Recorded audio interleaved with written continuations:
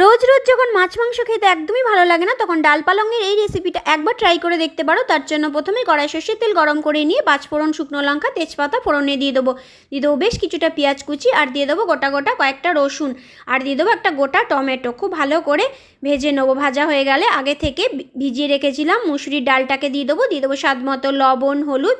তারপর যে সবজিগুলো আমি কেটে রেখেছিলাম সেই সবজিগুলো সব দিয়ে দেবো। তো আমি এখানে আমার পছন্দ মতো সবজি দিয়েছি। তোমরা তোমাদের পছন্দ মতন শীতকালীন যে কোনো সবজি দিয়ে এটা বানাতে পারো। আর এর মধ্যে দুটো কাঁচা লঙ্কাও দিয়ে দিয়েছিলাম। দিয়ে দিলাম সামান্য একটু ধনের গুঁড়ো আর গরম মশলার গুঁড়ো। ডালটাকে সবজির সাথে খুব ভালো করে ভেজে নেবো। এরপর দিয়ে দেবো আগে থেকে ভাপিয়ে রাখা পালং শাক। তোমরা এখানে অন্য শাক দিয়েও এটা বানিয়ে নিতে পারো। তারপর খুব ভালো করে যখন ভাজা হয়ে আসবে, স্বাদের জন্য সামান্য একটু চিনি দিয়ে পরিমাণ মতো জল দিয়ে ঢেকে রেখে দেবো। ডাল আর আলু সেদ্ধ হয়ে গেলে নামানোর আগে সামান্য একটু ঘি আর ধনেপাতা কুচি দিয়ে নেড়ে চেড়ে নামিয়ে নিলেই তৈরি হয়ে গেল দুর্দান্ত স্বাদের ডাল পালংয়ের এই রেসিপিটা। একবার বানিয়ে দেখো, দারুণ মজা লাগে খেতে।